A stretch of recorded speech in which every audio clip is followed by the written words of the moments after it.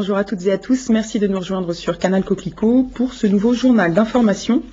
Dans l'actualité, ce jeudi, l'opération coup de poing de la part des vendeurs à domicile de Numéricable. Ils se sont engagés dans un bras de fer avec la direction depuis maintenant plus d'un mois. Ils souhaitent que leurs conditions de rémunération soient révisées. Ce matin, une vingtaine de vendeurs ont forcé la direction à se mettre autour de la table avec l'aide d'un collectif qui commence à faire du bruit. Son nom, les Désobéissants. Voyez le reportage de Nicolas Rodrigue et Grégory Rosière.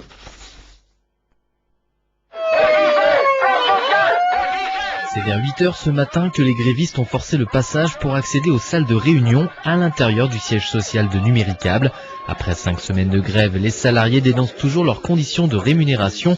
Ils mettent aussi en cause les méthodes du câble opérateur, accusés d'avoir engagé une quinzaine de procédures de licenciement à l'encontre des grévistes et d'être fermés au dialogue. On a réussi, comme par hasard, à obtenir un dialogue avec la direction, Madame Lucelli, la DRH. Et donc actuellement, pris par surprise, ils sont prêts à négocier. C'est un grand coup que les grévistes ont voulu faire. L'opération avait été minutieusement préparée depuis plusieurs jours avec l'aide des membres du collectif Les Désobéissants, des adeptes des opérations de manifestation médiatique, mais sans violence, pour dénoncer le sort fait aux salariés de Numéricable. On est en train aujourd'hui d'essayer de faire payer une crise qui n'est pas de notre faute aux salariés, aux travailleurs, et nous ne l'acceptons pas.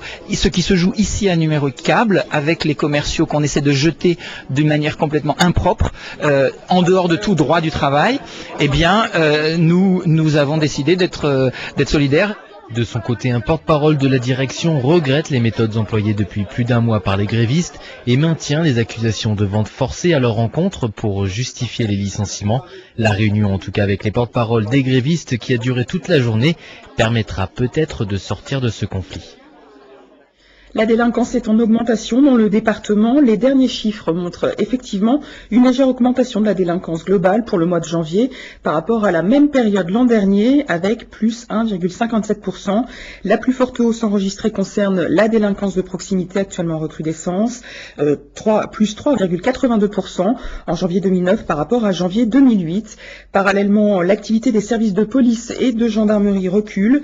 Si le nombre de gardes à vue augmente d'un demi-point, les chiffres des mis en cause et des faits élucidés baissent respectivement de près de 4 et 7%.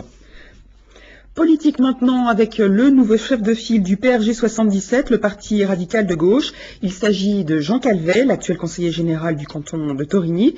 C'est le 7 février dernier qu'il a été élu à la tête de la fédération départementale. Après Génération Écologie et les Verts puis le Modem, Jean Calvet parle de son ralliement au PRG comme d'un retour aux sources, celui qui vient de l'Hérault, une terre traditionnellement radicale. Fin de citation.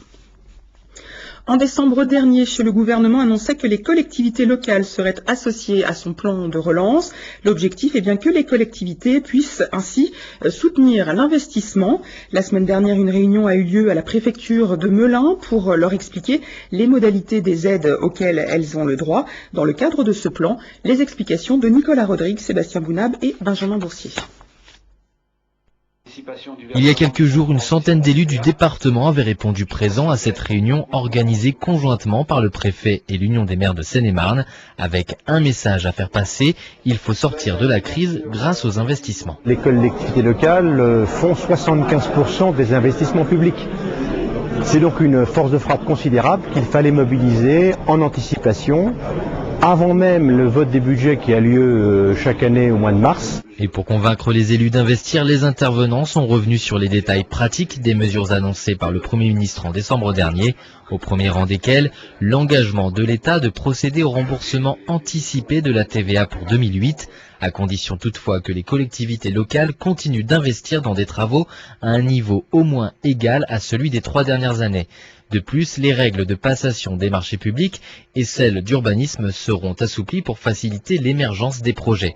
Des mesures d'aide auxquelles les élus sont assez sensibles. Ça me donne à réfléchir, effectivement, parce qu'on a quand même des projets d'investissement, qu'on ne sait pas dès lors comment financer, donc on va bien voir en fonction de mon budget.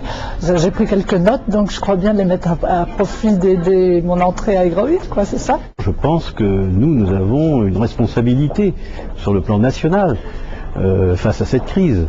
Donc quels que soient les partis politiques, je crois que c'est pas un problème de parti politique, c'est un mouvement citoyen qui doit se mettre en place. Mais à mon sens, ce qui est proposé est quand même un peu faiblard.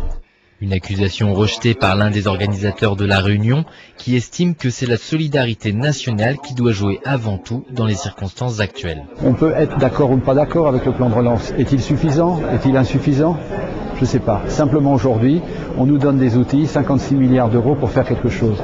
Faisons avec ces outils, cette boîte à outils qu'on nous a donnée. Les élus ont maintenant jusqu'à la mi-avril pour demander la signature d'une convention avec la préfecture pour espérer profiter du remboursement anticipé de la TVA, une mesure dont le coût pour l'État est estimé à 2,5 milliards d'euros. Nous vous en parlions mercredi. Le village olympique d'hiver vient d'ouvrir ses portes à la base de loisirs et de plein air de Vers-sur-Marne.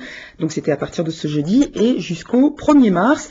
La base qui s'est métamorphosée en véritable station d'hiver propose plusieurs activités, comme entre autres une patinoire, de la luge et une piste de ski. Alors rappelons que le village est ouvert en journée aux jeunes scolaires, puis à partir de lundi aux jeunes des centres de loisirs. Et puis le public pourra lui y accéder tous les jours entre 17 et 21h et le week-end de 10 à 21h, à noter que le matériel est en location sur place. Voilà, c'est la fin de ce journal. Tout de suite, les prévisions météo, suivies du journal de la culture. Cette semaine, Iris part à la rencontre de l'ensemble Catogan qui fait revivre l'esprit tango. Prochain rendez-vous avec l'actualité sur l'antenne, eh bien c'est vendredi à partir de 19h30. Le journal vous sera présenté par Nicolas Rodrigue. Merci de votre attention et à très bientôt.